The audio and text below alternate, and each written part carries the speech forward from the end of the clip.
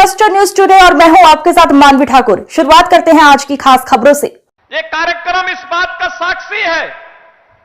कि हम लोगों ने आदरणीय प्रधानमंत्री जी के अमृत काल के उन लक्ष्यों को प्राप्त करने के लिए जो विजन आदरणीय प्रधानमंत्री जी ने हम सबके सामने प्रस्तुत किया था, उसे प्राप्त करने के लिए इस कार्यक्रम को जीवन के प्रत्येक क्षेत्र में बिना भेदभाव के शासन की योजना का लाभ या शासन में हिस्सेदारी का लाभ बिना भेदभाव के हर नागरिक को प्राप्त हो, हर नौजवान को प्राप्त हो, हर गांव, गरीब, किसान, नौजवान, महिलाएं, इन सबको प्राप्त हो, उसका हिस्सा बनाने का एक कार्यक्रम है। यह केवल एक प्रशासनिक आयोजन नहीं, यह कार्यक्रम उत्तर प्रदेश सरकार के अंदर आदरणीय प्रधानमंत्री और आदरणीय गृह मंत्री जी के उस विजन को प्रभावी ढंग से लागू करने का कार्यक्रम है,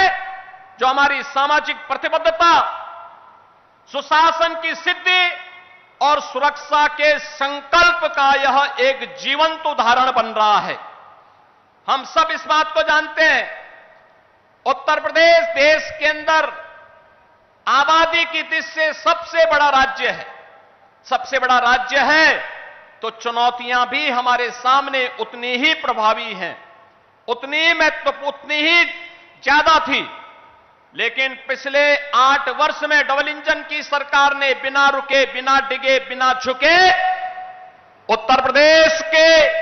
इन कार्यक्रमों को उत्तर प्रदेश में दंगा मुक्त, भय मुक्त वातावरण देकर के उत्तर प्रदेश को टूरिज्म के सेक्टर में, निवेश के क्षेत्र में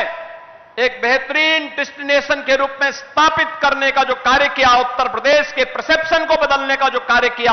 आज वो परिणाम हम सबके सामने है। और इसी के लिए आदरणीय प्रधानमंत्री जी ने कहा था कि स्मार्ट पुलिसिंग आज की आवश्यकता है।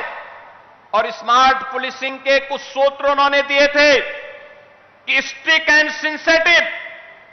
Modern and mobile, alert and accountable, reliable and responsive, techno savvy and trained police बल आज की आवश्यकता है। और उसी को ध्यान में रख करके हम लोगों ने उत्तर प्रदेश पुलिस बल में भर्ती की जो प्रक्रिया प्रारंभ की,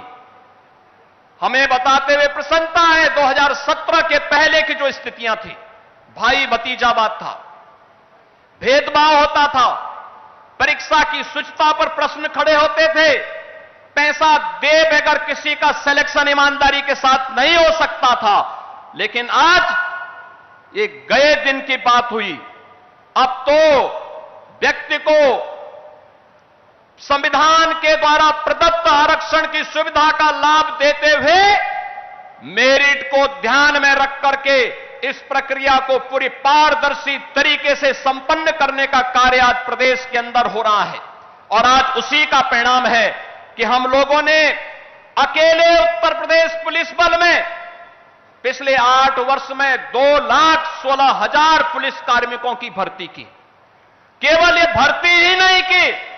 बल्कि उसको मॉडर्न पुलिस बनाने की दिशा में भी कार्य प्रारंभ किए, रिफॉर्म हुए।